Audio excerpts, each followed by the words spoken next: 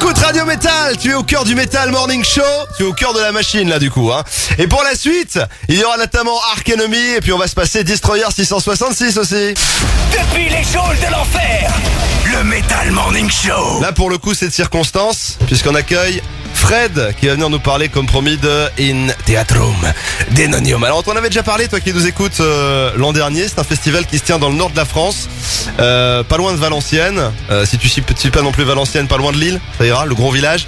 Et Fred est avec nous donc pour nous parler de ce festival qui est plutôt orienté black metal. Salut Fred et bienvenue dans le Metal Morning Show. Ouais, bonjour Eric et bonjour à tous les auditeurs. Bon, Fred, on va parler de ce festival qui accueillait l'an dernier notamment Seth. On avait eu l'occasion déjà d'en parler. C'est un festival qui accueille des grosses pointures essentiellement dans le domaine du black metal. Et la particularité de ce festival, c'est qu'en plus ça se passe dans un ancien théâtre à l'italienne. Le cadre est juste magnifique. Et là, t'as pas peur qu'ils te retournent tous les groupes parce que c'est des acharnés quand même, c'est des violents là que t'accueilles samedi 4 mars dans le théâtre. Hein. Ouais, je suis d'accord, c'est des violents, mais c'est aussi des gens qui ont une forme de respect des lieux. De toute façon, le lieu on impose tellement, donc comme tu l'as dit, c'est un théâtre à l'italienne, donc avec ses dorures, ses sièges rouges, son plan incliné, son parquet massif, un lustre en cristal de 600 kilos et tout ça. Donc je pense que n'importe qui a envie de se dire waouh, c'est super beau, on a la chance d'y aller, donc on le respecte. Et puis là c'est la 7e édition, on n'a jamais eu de difficultés. J'espère que ça se produira pas. On prend aussi bien sûr quelques mesures préventives. Par exemple, on organise une buvette et une restauration, mais uniquement dans le hall, c'est dans pas dans la salle de spectacle. Voilà, par exemple, pour ne pas endommager le parquet, les fauteuils, etc. Donc il y a quelques petites contraintes, mais qui sont largement contrebalancées par la beauté du lieu. Bon, faut pas jouer trop fort non plus, parce que si le lustre se décroche, il est bien accroché, j'espère, parce que sinon ça tombe sur tous les mecs. Hein. Là, on n'a plus personne d'un coup, on perd toute la quasi-totalité du public du Nord qui est intéressé par le black metal en une seule fois avec l'énorme lustre. Non, mais de ce côté-là, je rassure les gens aussi. Le théâtre a été complètement rénové en 2018, et dont la fixation du lustre. Et le lustre en plus, c'est pas dans la salle de spectacle même, mais il se trouve dans une salle à proximité, en fait, au-dessus du hall, qui s'appelle l'ancien fumoir. Et donc tout a été conçu. Alors après, même si nous on y fait de la musique métal, le reste de l'année il y a tout un autre ensemble de concerts, de spectacles, etc. Je peux te dire que là, dans pas longtemps, il y a le ballet de Pologne, et ils vont être aussi bruyants que In Theatrum Denonium, tu vois, au niveau des décibels, quoi. Donc bon, pas de souci du côté des infrastructures. On va voir ça. On a déjà annoncé nous ici, évidemment, et les groupes sont annoncés depuis longtemps. Là, il y a un petit changement, on va y revenir aussi, puisqu'il y a un groupe Chapel of Disease qui a décommandé pour des raisons qu'on va évoquer également. Mais il y a un nouveau groupe qui va les remplacer, qui a été annoncé aussi en fin de semaine dernière. Juste un truc, puisqu'on parlait effectivement qu'il y avait des sièges, etc. Moi, j'ai découvert le festival l'an dernier. J'étais là l'an dernier aussi avec vous, et je me posais la question. Je dis mais attends, ça va ressembler à quoi? Est-ce que les mecs ils vont tous être assis? Pas du tout en fait. C'est bon, on peut rester debout aussi. Il y a pas de problème du moment qu'on gringue pas sur les sièges, tout va bien. Oui, c'est ça, tout à fait. Je réponds de manière assez simple en général. Oui, il y a des sièges, oui, les gars, c'est un théâtre, quoi. Voilà. Donc oui, ça semble assez logique. Maintenant, pour autant, comme je l'ai dit, il y a des contraintes de théâtre, et puis après nous on fait des aménagements. Voilà. Et au prix de nombreux efforts, on retire les premières rangées de sièges, 4 ou 5. Faut savoir que c'est des sièges qui sont par rangée de 3, donc c'est extrêmement lourd, etc. Voilà. Et donc on retire les premiers sièges, et là on aménage une fosse debout. Donc pour ceux qui ont la passion d'être debout et qui veulent vivre le métal debout, c'est tout à fait possible. Et puis il y en a d'autres aussi, et il y en a d'autres aussi, et ça représente un bon nombre de personnes qui nous disent c'est génial, ces conditions un peu confort. Parfois c'est les mecs qui ont eu des petits accidents de la vie ou des choses comme ça, et ils nous disent c'est génial. Et juste un dernier point là-dessus, on peut être aussi bien assis que debout, et les spectateurs assis sont pas gênés par les gens debout parce que la salle est inclinée. Donc je disais, c'est un théâtre à l'italienne, la scène est légèrement inclinée vers le public pour porter le son naturellement, et le public lui est incliné. Donc quand vous êtes dans les sièges un petit peu en retrait, vous êtes à la hauteur pour voir nickel la scène, et ça dérange pas du tout s'il y a des mecs qui sont debout 10 mètres plus bas, on va dire, parce qu'ils sont plus bas que vous, quoi. Bon, et puis t'es pas obligé, toi qui nous écoutes, de porter de la soie, des dentelles et des collants pour venir, hein. Tu viens comme t'es avec ton t-shirt de métal et tes clous et tes cuirs, y a pas de problème. Alors on en vient maintenant aux groupes qui seront présents. Alors les têtes d'affiche, on pourrait y revenir, on en a déjà parlé, on l'a déjà annoncé, c'est annoncé depuis longtemps. C'est du très très gros. On a les Norvégiens de Mysticum. On est dans le domaine du Black Indus. C'est des légendes qui offrent depuis les années 90. Autre légende australienne, Destroyer 666, qui font pas non plus dans la dentelle d'ailleurs. Et il y a Deha, il y a également Ellerwin. On va y revenir aussi. Et puis il y a donc Chapel of Disease, qui ont annulé leur participation il y a quelques jours, et pour cause, puisque tu me disais en fait ils se séparent, c'est ça. Ouais, c'est ça. On a appris ça la semaine dernière. La mort dans l'âme, je dirais à double titre, parce que forcément déjà quand vous êtes organisateur, un groupe qui annule, ça fait ça pose des difficultés. Et puis à double titre parce que c'est aussi un de nos coups de cœur. C'est un groupe qu'on voulait déjà programmer sur les actes précédents. Donc déjà l'an passé sur l'acte 6, on était très très près d'un accord. Et puis au final, nous avait dit non, on passe en studio, donc on va privilégier le studio. Et puis les mecs, pas de souci, on vous le fera l'année prochaine, quoi. Donc l'année prochaine, ça devait être celle-ci. Et puis là, malheureusement, le groupe se sépare, se disloque, et donc pourra pas participer. Donc voilà, on a essayé donc de rebondir vraiment très très vite, parce que vous savez aussi la dernière semaine, la semaine qu'on va vivre là, c'est extrêmement intense, et on aura peut-être aussi d'autres petits soucis à gérer. Donc voilà. Mais par contre, on a la chance de rebondir, je crois, assez magnifiquement avec le groupe Body Farm, donc un groupe de death metal néerlandais. Je pense que ça va méchamment dépoter, et ils ont un dernier album qui est juste incroyable, qui est death metal, mais aussi avec des relents un peu mélo et un peu black, donc ça va tout à fait coller dans le théâtre. Ça va s'intégrer parfaitement. Effectivement, vous avez rebondi ultra rapidement parce que l'annonce a été faite dans le cours de la semaine dernière, et donc vendredi dernier ça a été annoncé. Comment ça s'est passé? Vous aviez déjà des contacts avec eux, ou avec leur label, avec leur tour manager, ou quelque chose comme ça, ou ça s'est vraiment fait à l'arrache, genre tiens, et eux ils ont l'air d'être plutôt open? Alors, je vais essayer juste de la faire assez courte, parce que l'histoire est quand même assez longue. Ouais. Donc effectivement, tout d'abord, sur Chapel of Disease, nous on a juste eu la chance, l'association, d'être prévenu un tout petit peu en amont par l'agent qui nous disait il y a un risque d'annulation très fort de Chapel of Disease.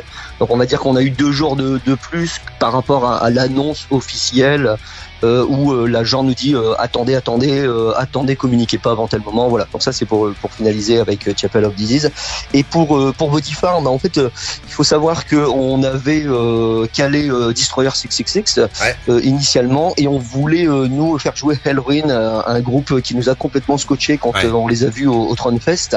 Donc on a programmé Hellruin, et à partir de là, Hellruin a intégré la tournée de Destroyer 666.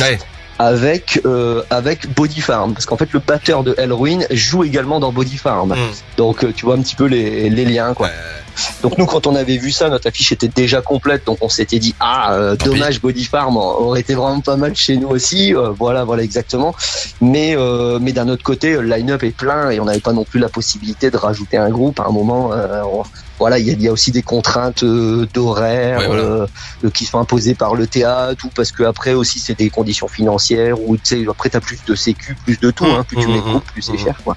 Et voilà. Et donc après il fallait aussi que ça puisse se faire, et je salue d'ailleurs Body Farm qui va nous proposer un show incroyable, notamment le batteur, puisque du coup le batteur va jouer dans Hellruin, après il va jouer dans Body Farm, et Body Farm ce soir-là a un autre concert ailleurs. Non. Donc en fin de soirée, et ils vont repartir faire en tout cas pour le batteur, repartir faire un 3e concert. Et là on parle pas de musique de chambre, le mec il va se donner à 300% sur les 3 shows, donc je crois qu'il va faire une prestation physique qui est juste incroyable. C'est où leur autre concert? C'est dans le coin aussi, ou en plus il doit se taper je sais pas combien de bornes? J'avais regardé, il y a quand même 1h20 de voiture. Mais que eux disaient tant mieux, dans le sens où il va essayer de faire un petit somme. Mais c'est du côté d'Anvers, on va dire. D'accord, en Belgique, d'accord. Pour donner une idée, quoi. D'accord, ok, en Belgique. Mais j'avais vu qu'il y avait quelques malins quand même quand vous avez fait le post pour annoncer le désistement de Chapel of Disease. Il y en a quelques-uns qui avaient remarqué ça, qui avaient dit ils sont en tournée avec les autres, vous pourriez peut-être les caler. Il y en avait quelqu'un qui avait senti venir le coup. On va parler des... Ouais, tout à fait. Étonnamment, chaque année, il y en a qui ont un peu qui y en a d'autres qui viennent dire... qui venaient dire ah non, c'est juste impossible que ça soit eux. Si, pourquoi pas. Accordé. On va parler des autres. Donc alors Hellruin, effectivement, qui était un gros coup de cœur que vous avez vu au Thronefest, qui est aussi un festival donc en Belgique. On rappelle, donc on est dans le nord de la France, donc on est là pour In Theatrum Dänonium, on est à la frontière de la Belgique. Ça c'est donc un groupe que vous vouliez faire venir aussi, vous vouliez absolument faire venir, et qu'on accepté sans problème. Ouais, c'est ça. Alors on avait très vite contacté Coste, le leader, je dirais. Enfin, à l'origine, c'est lui une sorte de multi-instrumentiste qui fait tous les instruments et après il musicien sessionniste pour faire ses lives, etc. Donc on avait déjà grandement apprécié son album, le titre m'échappe, mais voilà, en tout cas c'était vraiment un beaucoup de cœur aussi, donc on avait essayé de le programmer tout de suite, et c'est un groupe vraiment avec des grosses prestas à la black metal, je dirais un petit peu le black metal à la papa, si tu me prêtes l'expression, un petit peu à la Tudor, à la Immortal, quoi, tu vois, voilà. Qui s'inclut donc parfaitement bien aussi dans cette affiche où on a, outre Deha, donc on a également évoqué, 2 légendes. Est-ce que c'est facile de faire venir un Destroyer 666 ou un Mysticum à Denain, qui est pas non plus, en tout cas de nos jours, la ville la plus grosse de France et la ville la plus connue pour sa scène métal et black metal? Connu, je serais tenté de dire non, jamais. Tu sais, c'est jamais facile de faire jouer des groupes connus. Il faut un concept, il faut des moyens financiers, il faut de l'organisation. Si le groupe vient de Norvège, en avion, il faut être en mesure de pouvoir booker des billets d'avion, de pouvoir organiser une navette depuis l'aéroport. Donc ici, nous, dans le nord de la France, c'est ou Roissy ou Bruxelles-Zaventem. Mais dans les 2 cas, ça fait un petit peu de route. Voilà. Bon, maintenant, après, nous, même si on est une toute petite association de 6-7 personnes à travailler toute l'année et avec une quarantaine de bénévoles le jour J, on a aussi la chance, même si on est petit, d'être une asso expérimentée, avec un lieu qui est assez extraordinaire. T'en as parlé un petit peu. On a un concept aussi qui est assez atypique, je crois, une ligne éditoriale aussi. Notre concept, c'est un petit peu aussi de booker des groupes assez rares, mais aussi qui ont un visuel très fort, quoi. Nous, on cherche, comme on est dans un lieu exceptionnel, on cherche à avoir un visuel qui soit aussi fort que sonore, quoi. On veut un spectacle tant visuel que sonore, on va dire, ce qui n'est pas toujours forcément le cas dans le métal et dans le black metal, où parfois ça se résume juste à la musique, on va dire. Donc voilà. Donc à partir de là, tout ça c'est l'alliance, et puis faut réussir à peser un petit peu pour réussir à concilier les disponibilités des groupes, les conditions financières, ce que nous on peut proposer par ailleurs. Voilà, je crois qu'on y arrive quand même assez bien. Alors bien sûr, nos moyens financiers notamment sont limités. Les moyens humains, c'est intégralement bénévole, donc on est très dévoué. Mais après, on trouve aussi nos limites, par exemple en matière de temps. Hein. Bon, tu donnes du temps bénévole, mais tu peux pas donner non plus on donne déjà des centaines d'heures ou peut-être pas loin de milliers d'heures, mais tu peux pas en donner tellement plus, quoi, on va dire. Mais voilà, mais je pense qu'on peut être en tout cas cette année, on est très satisfait de cette édition. Malgré la perte de Chapel of Disease, mais le remplacement de Body Farm est vraiment une belle prise. Et voilà. Et je pense que les autres actes aussi, on était vraiment très très satisfaits. C'est assez étonnant comme on voit finalement où chaque année on a parfois quelques difficultés, mais on arrive à les surmonter et ça fait des éditions encore plus belles. Tu l'as compris, toi qui nous écoutes? Faut que tu prennes tes tickets. Il reste quelques tickets à 25 €, c'est ça, à la place? 25 € pour le. Ouais, c'est ça. Ouais. C'est ça, on est à 25 €. Alors on avait démarré l'année, le festival avec des tickets à 22 € en début d'année, des tickets Early Birds pour les premiers tickets, mais qui se sont vraiment arrachés à une vitesse folle. Et d'ailleurs, je remercie les festivaliers, même à peu près 80 festivaliers qui avaient acheté leur place avant qu'on ait annoncé, avant qu'on ait même pas annoncé un seul groupe. Mais c'est la confiance. Vous êtes en train de devenir un nouveau Hellfest là, les mecs, les mecs achètent avant. Je pense pas, parce que en tout cas, on n'a pas cette prétention-là, mais c'est vrai que c'est très agréable de se dire, ces mecs-là nous font confiance. Ils connaissent la ligne éditoriale. On va pas programmer, et il s'agit pas de programmer Annie Cordy demain. Donc voilà, ça c'est génial. Et là, à l'heure où je te parle, donc maintenant il reste des tickets à 25 €, c'est le tarif normal. Je signale juste au passage qu'on n'a pas augmenté le prix du ticket cette année. Je pense qu'en soi c'est aussi une belle prouesse quand on voit les prix qui explosent de partout. Voilà, nous on a réussi à maintenir ça. Et là, à l'heure où je te parle, il nous reste un petit peu moins de 40 tickets sur notre billetterie, donc on retrouve sur intatrumdenonium.fr. Intatrumdenonium, Denonium, c'est Denain en latin. Que tu viennes de Belgique, tu as compris, on est à la frontière belge, que tu viennes du nord de la France, que tu viennes même d'ailleurs en France ou d'où tu veux, tu peux faire le déplacement, ça vaut le coup. Il y a Mysticum, Destroyer 666 notamment, et tous les groupes qu'on vient d'évoquer qui seront là, qui seront présents. Et puis nous on sera là aussi, et ça se passe ce samedi, c'est à Denain, donc à côté de Valenciennes. Merci Fred, on te laisse retourner à cette semaine chargée qui t'attend d'ici ce samedi, puis on se croise là-bas. Merci, et merci pour le passage radio, c'est super cool. Avec plaisir, à très vite, salut.